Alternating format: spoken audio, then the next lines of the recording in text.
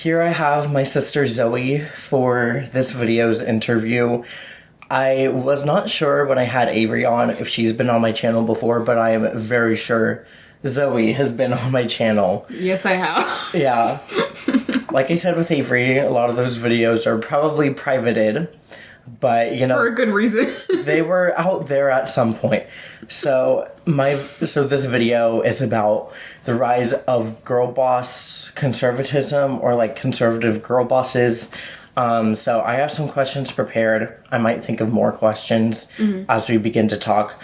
But my first question is, when you hear girl boss, what comes to mind? I think of the corporate era in like 2015 and like Lily Singh. Lily Singh? Yeah, I don't know why. I didn't even think of her. But I think, well, because I was a fan. You know, I don't really have anything against her, but I was a fan, especially in like 2015, and I feel like there was a lot of feminism that was on social media that was centered around girl bossing, and I think it came from a place of positive intentions, but it kind of got spun out of control once corporations started to kind of like use it themselves, I feel like. Yeah. I didn't even think of Lily Singh. I don't know why I thought of Lily Singh, but I do. Now that you say it, it makes sense, because when I was looking up who made up this term, it was like this entrepreneur who wrote a book called #Girlboss. But like Lily Singh on Vine, I would say she did some kind of shallow feminist stuff. I think to a certain extent. I think she had good intentions, but I also do think that she did a lot of cool things for women of color in that, like a YouTube space. I honestly don't have any problems with her. I think she did a lot of cool things. I mean, I do think of it as a little much, because I remember I think she had like a lipstick. She did. It was like Girl Boss. And that might be why I'm thinking. It was like Smashbox. I was a fan. I was a very hard I just feel like she did a lot of like liberal feminism, but as a woman of color, which I would say made it more inclusive, but it's also like, okay, that's kind of not what we need. But I wouldn't say she's a bad... Yeah. At the time, I feel like that was what was getting the feminist movement more out there.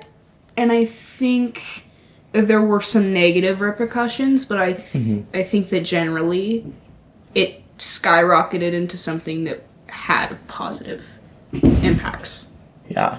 As well. I think with her talk show, that was kind of focused more on the fact that there was a female talk show host that came from social media and now transitioning to cable, but it wasn't the focus of, okay, is she actually funny enough to host it?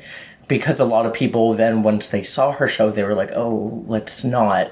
But then when I see Taylor Tomlinson, I'm like, women can be funny, just, you know, maybe Lily Singh wasn't the right person for that role. I think that she's a very talented creator. I like that we've gone on this tangent about Lily Singh. I think she's a very talented creator. I think that talk show hosting might not be her forte. I do think she does have a solid grasp on her career. You know, I'm gonna come out and say it. I'm a fan of her, you know, even if I don't really like watch her anymore.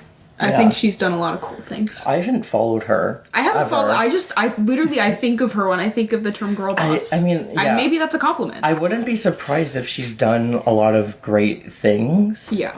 But yeah, I didn't do any research on her before this. Cut most of this out. I'm not cutting any of this.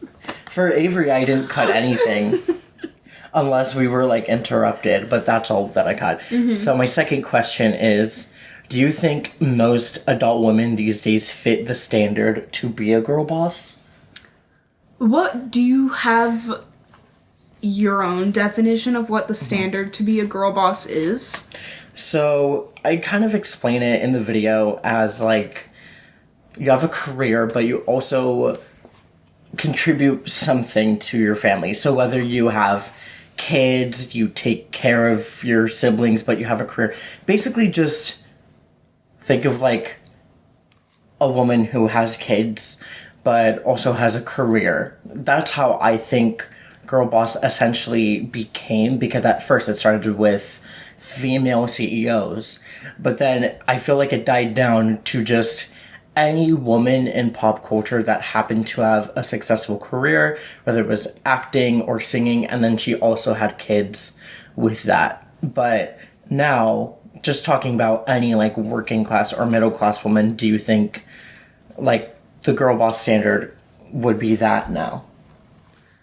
I think I understand your question. I honestly, if we're gonna use the term like that, then I think that most women and most people now, if they want to support a family in this economy, do have to be working some type of job.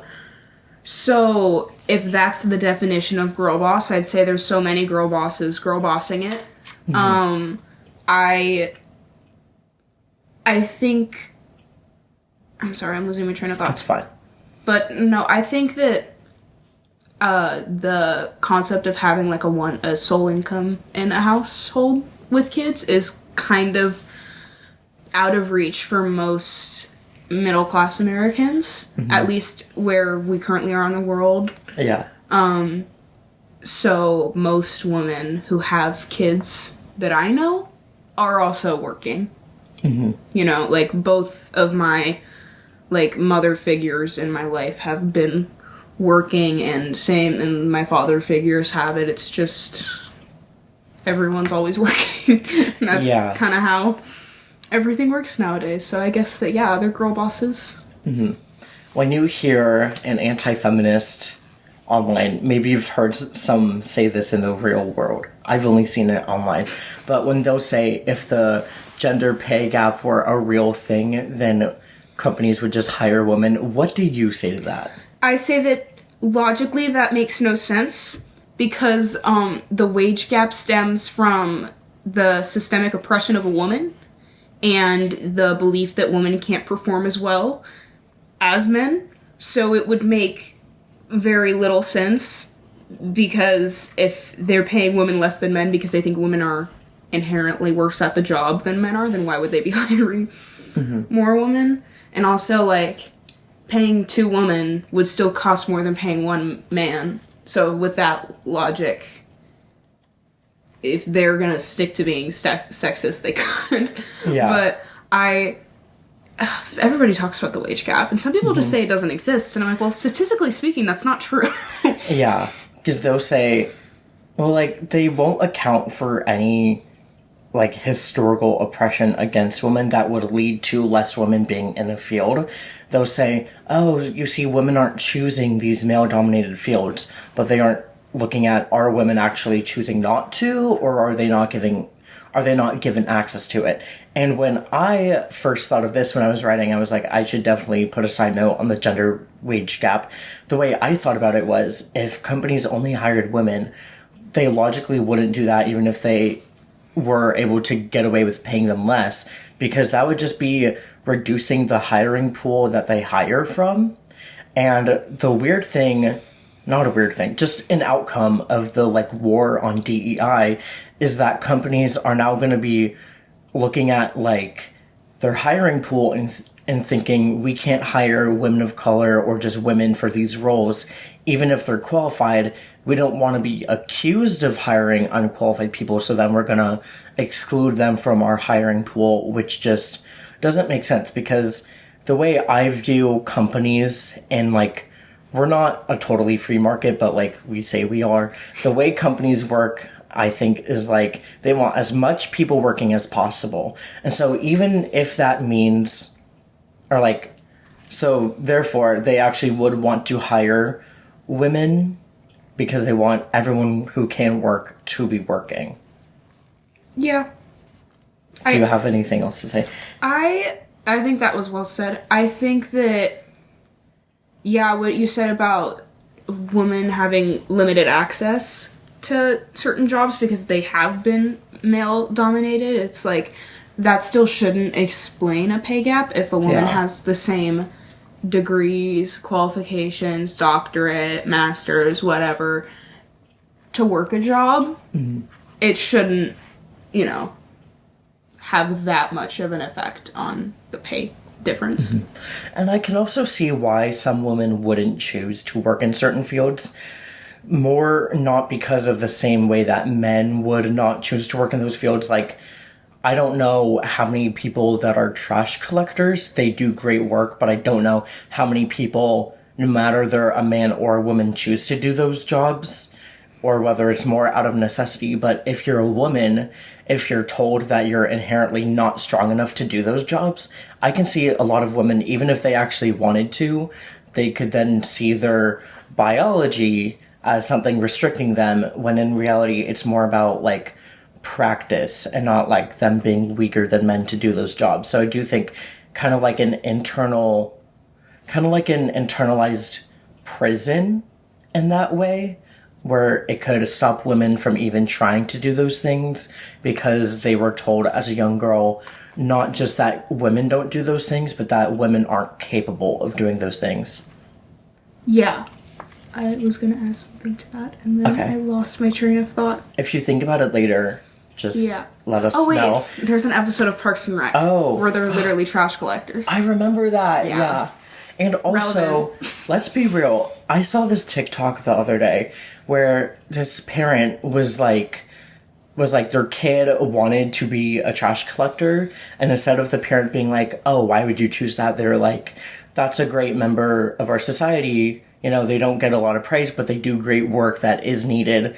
So I think no matter the gender of your kid, if they desire to do a job that doesn't get a lot of praise and you don't get to kind of like brag about your kid because they chose to do that, it doesn't matter because they're still contributing to society for a thing that not a lot of people want to do. That's so true. Yeah. So how much do you think society should celebrate the success of female celebrities? I think they should be celebrated. I think that even in industries that are more so dominated by women, like the acting industry or the music industry, and I'd say dominated because just based on, like, amount of women, but also women are killing it. But, like, I think it's important because just how the world is when women are in the spotlight, no matter how much praise they're getting from their fans, they're going to be torn apart way worse by people who get mad at the sight of women succeeding to any capacity, especially in the public eye. I think women deserve to be praised. And you said public figures? I just said female celebrities. Female celebrities? Yeah.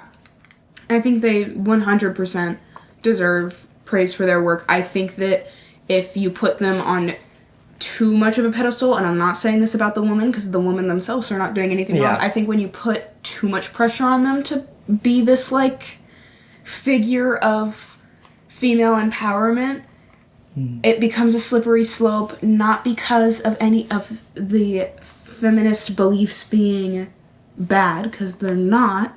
It's the more that they're pushed as this figure of excellence, the more people will critique them, and the more vitriol and hate towards them will get.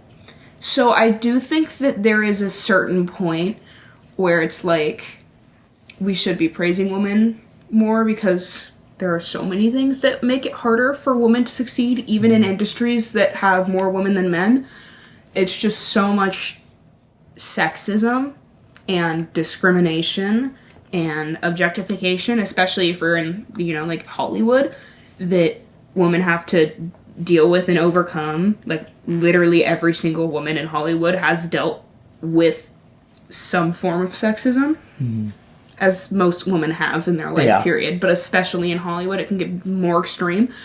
I think they should be praised outside of the fact that they are a woman. I do think it's great to acknowledge, like, oh my god, she's the first woman to be able to accomplish this in their career ever. And I think that stuff like that is incredible, but I feel like sometimes people will downplay it and be like, well, she's like, I can't think of a perfect example right now, but they'll kind of downplay it by saying, like, as a woman, or like, for a woman to do that.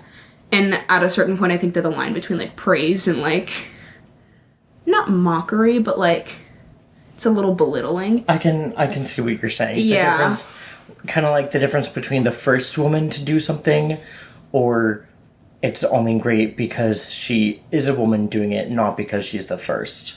Does that make sense? I think so, yeah. I don't know if that made any sense, but I was trying to communicate what was here. I think it makes sense. Okay. Do you think both men and women in heterosexual couples should have a responsibility to share the housework, or they just, like, come to a conclusion of one stays home, the other works? Like, do you think, like, just what do you think about that? I think that's every couple can decide that for themselves. I think that's one of the perks of feminism and how, like, feminism has changed households for mainly the better.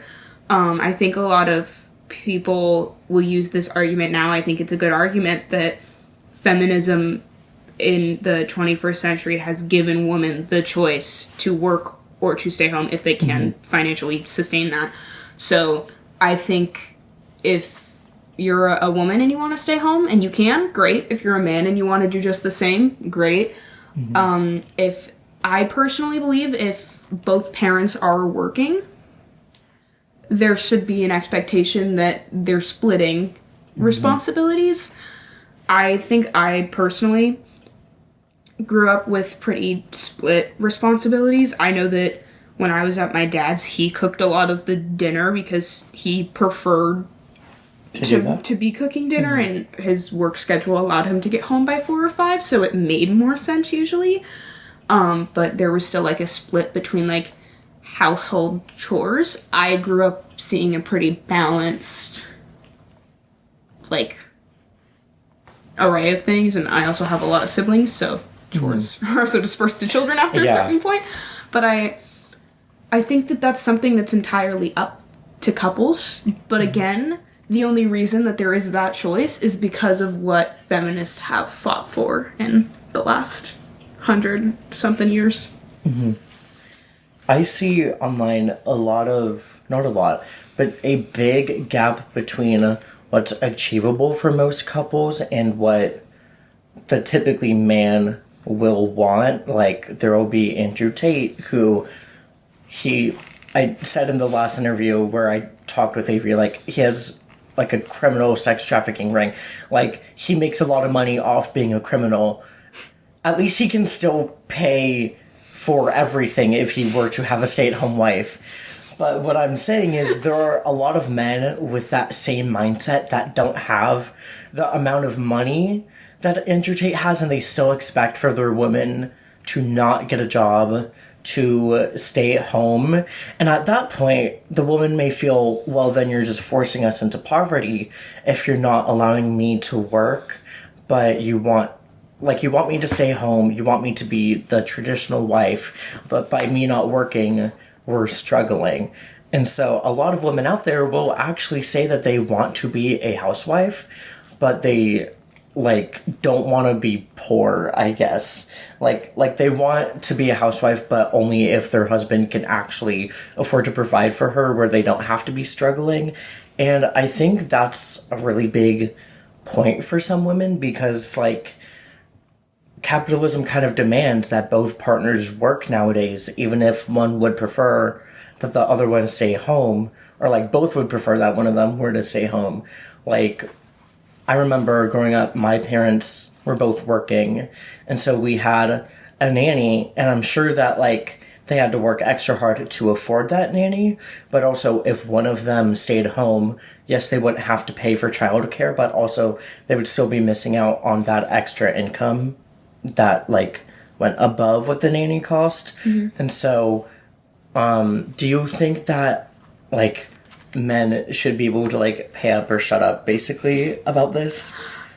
Honestly, yeah. I think if a guy is set on having a stay-at-home mom, in most cases, I can't speak for all, but in most cases, it's not because they want their partner to be thriving and having a good, not that they are wishing, like, harm upon them, but, like, they don't want them, it's not because they want them to be having this good life where they can be a homemaker, which is a very respectable position for anybody to be in. It's a very demanding job, even if it's not paying.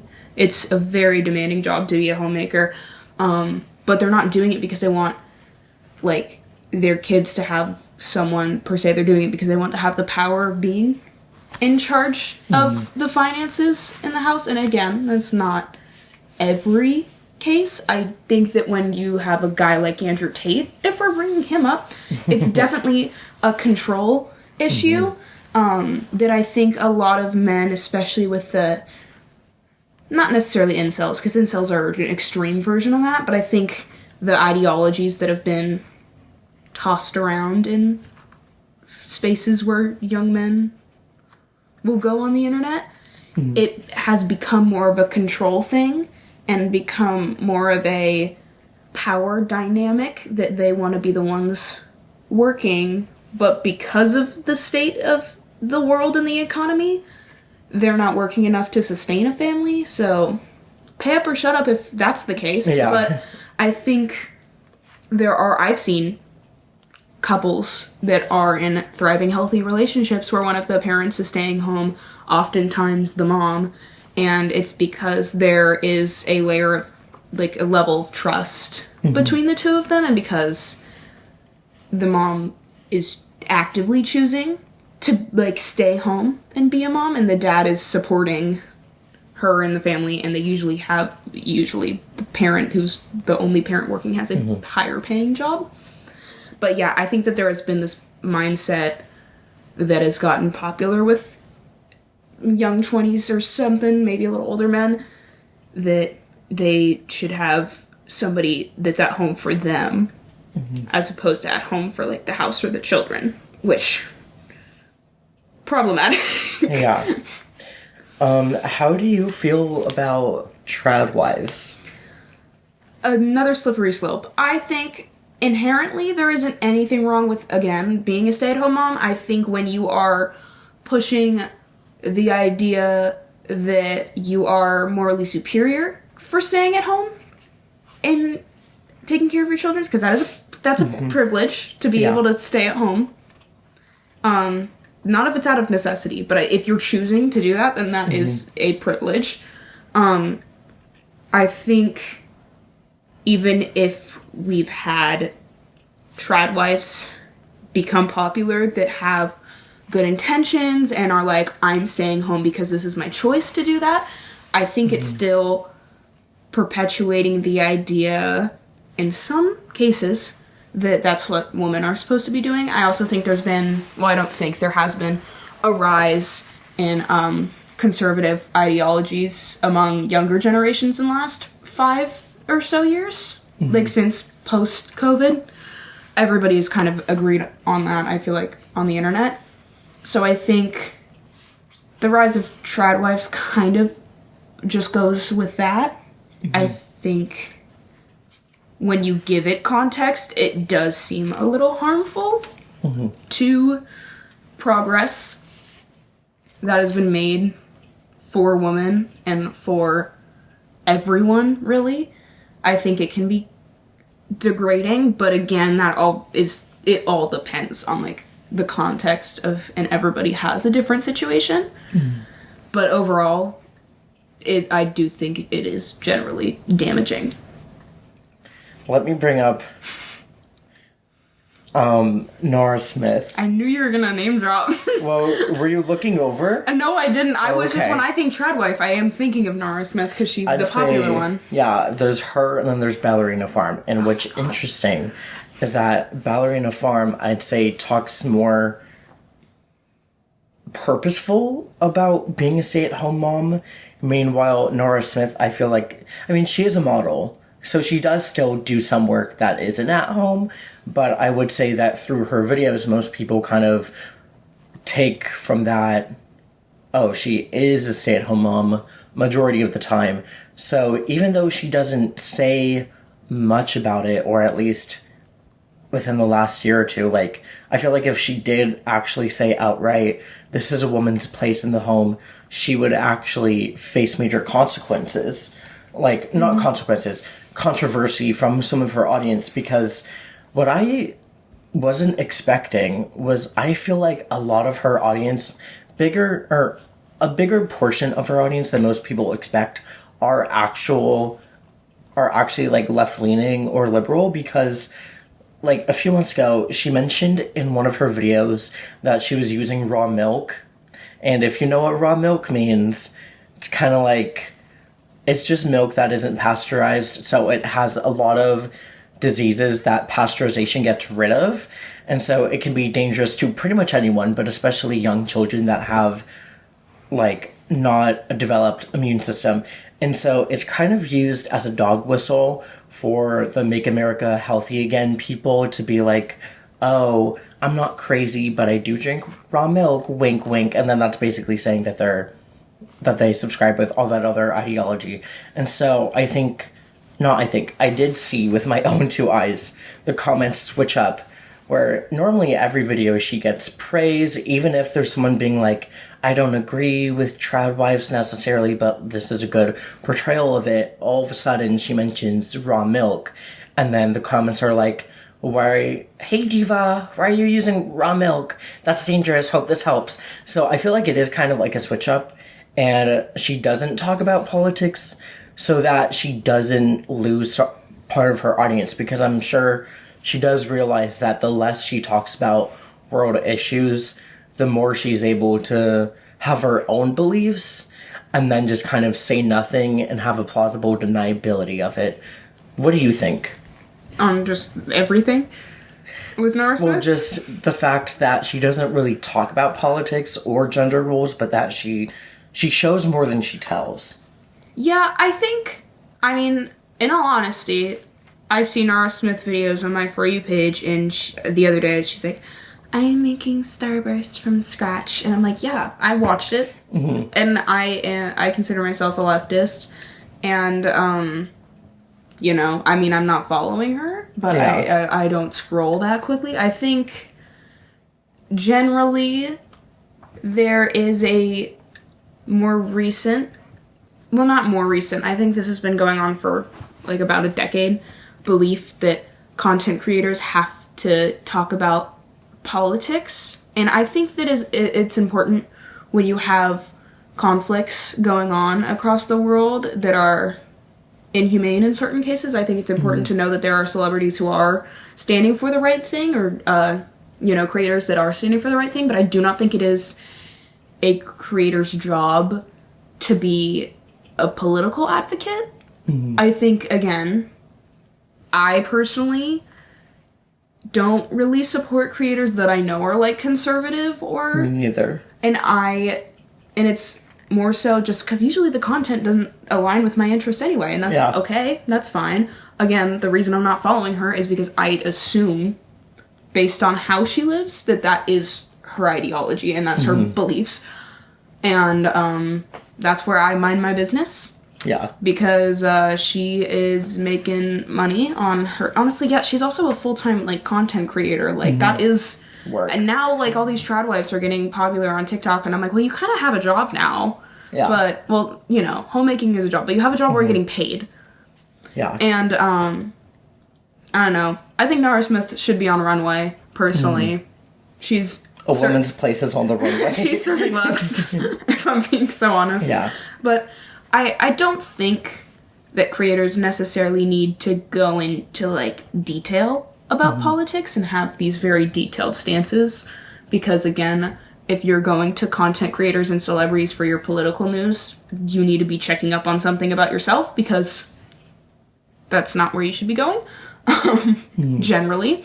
But I think it is important to still use your platform in a way that can help what you believe is the greater good. I think that a lot of content creators have recently been talking about certain conflicts and issues and problems either in the US or outside of the US, and it's been cool to have creators with huge platforms be able to, like, speak up about issues that some celebrities have been silent about. I think that, you know, you have someone like Mark Ruffalo. I think that's like, it is cool. It is really refreshing to have somebody who's that famous be talking on issues that openly. But when it comes to, like, TikTok creators, I think, again, personally, I don't actively support conservative content creators, but if it's implied in her content still, but, like, I don't think it's, like, you're a bad person if you follow Nara Smith, or you're for trad lives if you follow Nara Smith, because it is really just TikTok. I think people also like to scapegoat other women for issues that are harming women, if that makes sense. Like, people will be like, you're setting back... I see the comment, like, you're setting feminism back, like, 20 years or 50 years, and I get where they're coming from when they say that, but I do think it is a little counterproductive to look at a woman, and a lot of times, not always, a lot of times other women are responsible for this, but I see men being like, she's setting back feminism. And I'm like, I just don't think that that's your place to, like, say that, because I also don't think that a single woman who's on TikTok and making homemade Cheez-Its for her husband and children is doing all that much in the grand scheme of things and the great political scape of 2025 in America. She definitely has an impact, but I don't think it's changing the world as much as people in their TikTok bubble think it is. You brought up so many good points, and for me to, like, add to one of them, I do have to look up the Supreme Court justices, just because I feel like Alina Kagan is one of the Alina Kagan. I feel like she's one of the conservative ones. Maybe not. I don't know. That's okay. You don't have. Oh no, by Barack Obama. Okay. Anyways, so when it comes to one woman setting feminism back, it's not some girl you see on TikTok. It is a political representative. Amy Coney Barrett. That is true, actually, yes. But she is also a politician, and I think it's a lot more fair. She's a Supreme Court justice. She's not a politician. I think there's a big difference. There is, but I mean, I meant in the way that she works in politics, and it's a lot easier and understandable to accuse somebody working in politics or for the government. That's what I'm sorry, wrong term, but that is what I mean by it would make a lot more sense for somebody who works for the government to be destroying or setting back things for women as opposed to a random person who has a few million on TikTok. Yeah, and with her, I hate seeing, like, it was either ABC or CBS, maybe even PBS. Some news organization was like, is she the moderate we're looking for? Fucking no. No, she is not. As someone who keeps up with the Supreme Court, no, she is not. I don't care that she's one of the only conservative justices, like, saying that what Trump doing is unconstitutional, because she still voted for presidential immunity. She still voted to overturn Roe v. Wade. So just because right now she's, like, teetering a little bit, I don't care. Look at her history on the court. So I feel like when people online that are of voting age say this woman is setting feminism back, or even like this man is setting feminism back, it's like, how about you look at the people that are elected into office? Because while rich people have a lot more influence than they should, they still don't have the ability to directly vote on legislation. Sure, they can lobby, they can donate to political action committees, but they still aren't there in the frickin' Congress or in the House of Representatives or the Senate. So I do think people put misplaced anger onto celebrities instead of the people that are actually supposed to represent us. Because no one voted for the Sydney Sweeney ad. You didn't vote for that. No one directly voted for that. You did vote for Republicans that voted for taking away FEMA dollars and research dollars. So that's one thing. Second thing, I do feel like trad wives that do talk openly about conservative politics and traditional gender roles while having a big following, I feel like it is kind of a loophole because they're like, a woman's place is in the kitchen, but I also have like this big following and I do sponsorships. So she basically is able to find fulfillment through social media while actively telling other women to focus on their family. It's hypocritical. Like, Pearl Davis isn't necessarily a trad wife, but she is loud about how she just doesn't care for women having certain rights. Meanwhile, you have your own podcast, and as far as I know, she's not married. So it's like, what are you doing here? Like, I have a lot of thoughts about Pearl Davis. Like, I thought you didn't want women to be able to talk or have the right to vote. Like, what are you doing here? It pisses me off. Her specifically, because she's the most obvious hypocrite out there, and I don't know why people listen to her unless they're, like, entertained by her. But anyone taking her politics seriously is just not intelligent. I also feel like it's just with Pearl Davis. Yeah. To keep it on that. I think it's so sad because there is part of me that, again, she's using her platform for harmful things, so I don't feel bad for her because she has control over that. I do have sympathy for her in the sense that the only time I've really seen, like, fellow conservatives talk about her, they're only talking about her appearance. Mm-hmm. And because they don't consider her conventionally... I would say she's pretty. She's not ugly. I don't get it. It's because she's not this mold. People are saying she's not pretty? Yeah. What? That's loose term, but conservative men will be so degrading towards her. And she lets them a lot of the time, but then they like go and they just make fun of her looks, and I'm like, she's proving her own points. Like, that's depressing. Mm-hmm. Also, not that it's even important, but I don't think that she's ugly or whatever. But like, also, it's not fucking relevant. Sorry. It's fine. I curse. Okay. I don't think I'm gonna censor it. I didn't know. But what I think is so stupid is that, like, if you want to talk about ugly, look at Charlie Kirk. Look at him. He has the most punchable face. Honestly, if he had a better smile, if his smile didn't look like that, that'd be fine. And hey, I'm not hot.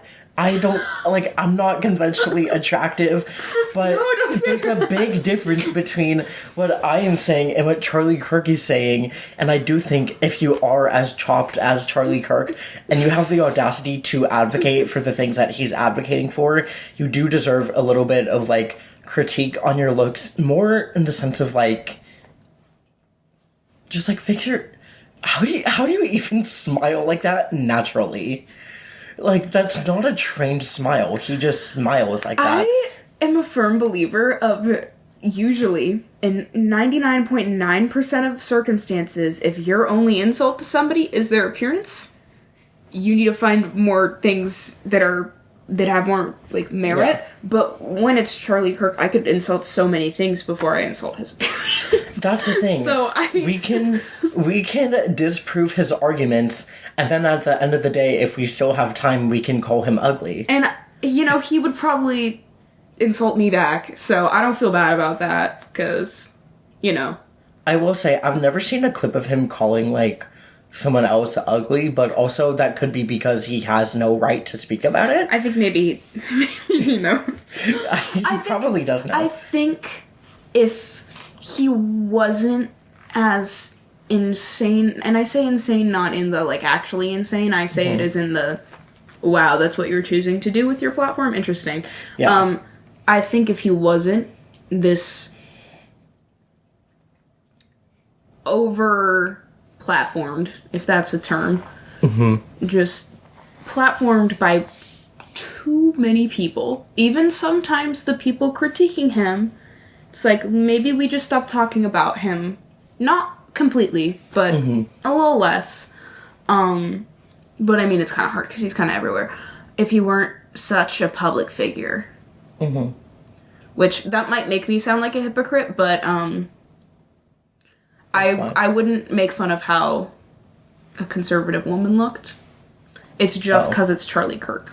Most likely. Unless they were like a salt of the earth human being. Listen, as a male feminist, I don't attack conservative women's looks because the leftist women do it for me. So that's what I'm saying. There's MAGA face out there. I think there's this huge problem recently with, well, always, but especially recently with people being like, all good people are pretty and all bad people are ugly. Yeah. And I think that that's something that we need to shut down. I'm also, as, you know, someone who just loves to support women, I'm a firm believer that I really don't think there are ugly women. I think there are women who have ugly beliefs and do ugly things with their life, but I don't think that, I mean, this could just be my, like, gay ass, but, like, I think that, I don't think I've ever seen a woman and been like, you're scary to look at. However, I look at the president and I get a little shiver. People also attack Caroline Leavitt's looks, and here's the thing: I support her having a career. I do not support any of the things she says as the White House press secretary. And people will be like, "She has thin lips." I'm like, "Yeah, but I feel like, if I'm being honest, I just feel like she's not ugly. She's not the most attractive woman. Also, I'm gay, so like it doesn't really matter at the end of the day." But I feel like there truly are bigger things to criticize her for, like her lying to children about Trump taking care of climate change and just her dodging questions on behalf of our president. It's like, I don't care if she has thin lips. I care about her not doing a good job. And even then, we have now gone on a tangent about the attractiveness of... Yeah. But, like, and that's not, a diss. It's just... It's something that always comes up. And especially with women, always. If a woman is too attractive in politics, that can also be an issue. Because then she gets slut-shamed and told that she only has a career because... she's attractive. And that happens in, I think, like, every industry ever. I'm not saying... That even happened with Kamala Harris. Yeah. That she slept to, like, DA or whatever in California. It's like, did she sleep with all the voters that voted for her? No, like what, 40-something million, 50 million? I don't know, the voter turnout. Probably like 5 million, I don't know. Voters? Voters, yeah, for California. What I'm not talking about presidential. I thought you were talking about the presidential election. No, when she was like a prosecutor. Oh yeah, the millions of voters. She slept with all of them. Yep, that sounds right, and that tracks. Like that doesn't make sense, and I do feel like it's a reaction to, like, when Biden was president.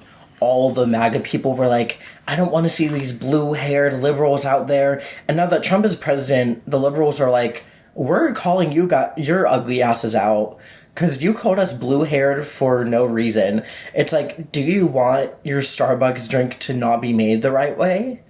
No. Like, if you want it to be made the right way, keep the blue-haired liberals. And I do feel like it was mostly attacking women. Because it's always mainly attacking because women. It would either be a woman with blue hair or someone assigned female at birth that were like, actually, I'm non-binary, but they had blue hair. That's how they were attacked. Yeah, I also think they're separate issue. We're going on multiple tangents. And that's fine. I think there is a problem with, not all, some left-leaning feminist men, straight or not, getting a little too comfortable with calling women out in a way that isn't critiquing them on their stances or actions, but it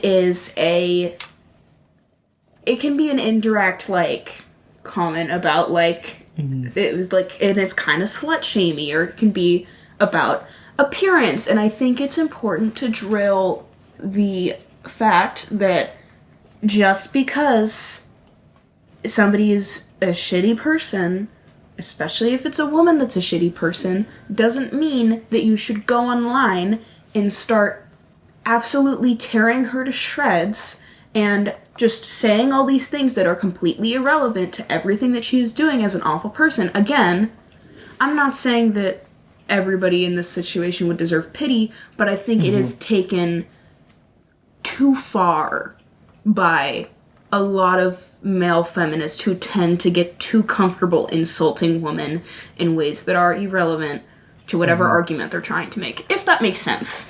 It does. And I think a good point that ContraPoints once made in one of her videos, I forget which one, but she mentions Destiny and his misogyny, and how if you aren't careful about, like, the people you surround yourself with within, like, a movement, let's just say movement, like, don't be surprised if you, like, let all the misogynist leftist men stay there, and then you wake up and then you're surrounded by misogynists. And I kind of see that with Palestine, because there are, like, I am pro-Palestine because I don't think, like, I just think genocide bad, like, leave these people alone.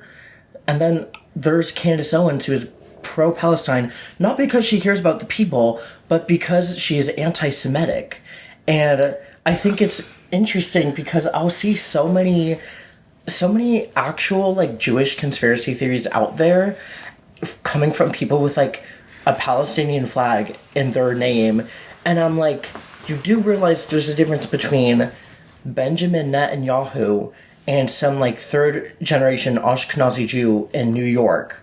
Like, there's a big difference there, but people have been more comfortable being anti-Semitic by claiming that they're pro-Palestinian when really they're just anti-Semitic, but they want to use the pro-Palestinian movement as a way to justify their hatred of Jewish people when it doesn't make sense. I am Jewish. I've never been to Israel. I'm not ever going to be going to Israel. But, like, when I hear people saying, like, oh, they're all part of this, like, huge pyramid scheme and, like, they're at the top, I'm like, where's my fucking check? Where am I getting, like, if I am owed this money because I'm Jewish, where is it? Where is that fucking money coming from? No, it's not here. Yeah, I think people will use, I think this is just human nature, and it's depressing, but people will use movements or issues or global problems, such as the Israel-Palestine conflict, as an excuse to be, for this example, anti-Semitic, and it happens with any time, like, I don't know, something similar happens. If a woman does something wrong, people will use it as a way to scapegoat women and degrade women. If a person of color happens to be one person who does something wrong, people will use it as an excuse to be racist, even though it's one person and it doesn't apply to an entire group of people, because how would that work? Or how a government is a separate entity than the people it serves, and a lot of times the people it serves don't agree with the government. A good situation being a lot of people are opposed to the current U.S. government, and I wouldn't want people outside of the country thinking that I was, like, pro-Trump and happy with everything he's doing, because that's not how I personally feel. But people will use it, like, as an excuse to just be like, I have seen a lot of anti-Semitism. I'm not Jewish, so I can't speak on everything because I haven't experienced it firsthand, but even online I've seen stuff, and it's graphic and gross and disgusting, and there's no reason for it. And with what you said about, like, a woman is scapegoated for, like, her entire gender, like, for those people that will say, they'll say, like, not all men, but when it comes to a woman in the public sphere doing something wrong, they're silent. They aren't out there being like, not all women. Meanwhile, when people were joking about killing all men, they were like, actually, not all men, you know?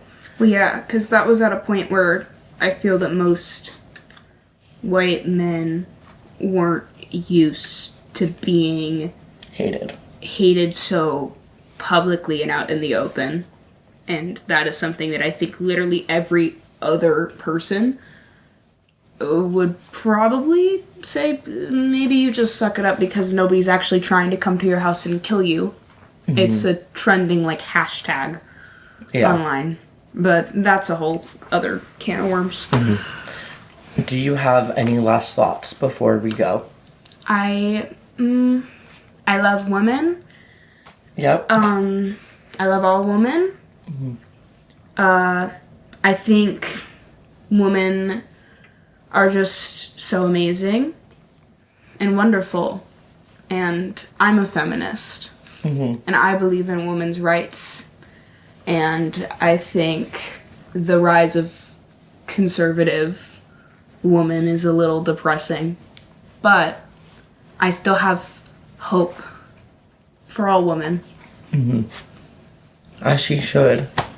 All right, thank you so much for sitting here with me. Of course. For this, 51 minutes.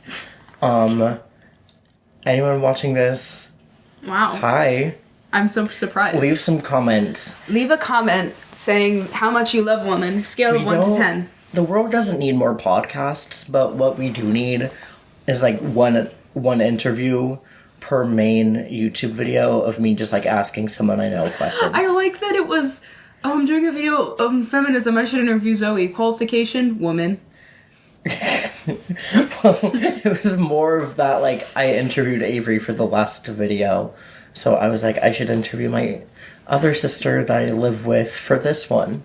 I was gonna start the video with... If I'm being honest, if you weren't a feminist, I still would have asked you to be here. Yeah, woman. Even though that would have been weird for you to not be a feminist. If I wasn't a feminist in this house. I would still ask you these questions. No, yeah. That would be out of place. Yeah. Well... Alright, thank you so much for watching, and I hope you enjoyed the actual main video. I only have one channel. I hope you enjoyed his video. It was great. I haven't even... He read me a quarter of the script. Yeah, I haven't even filmed it yet. Alright, bye.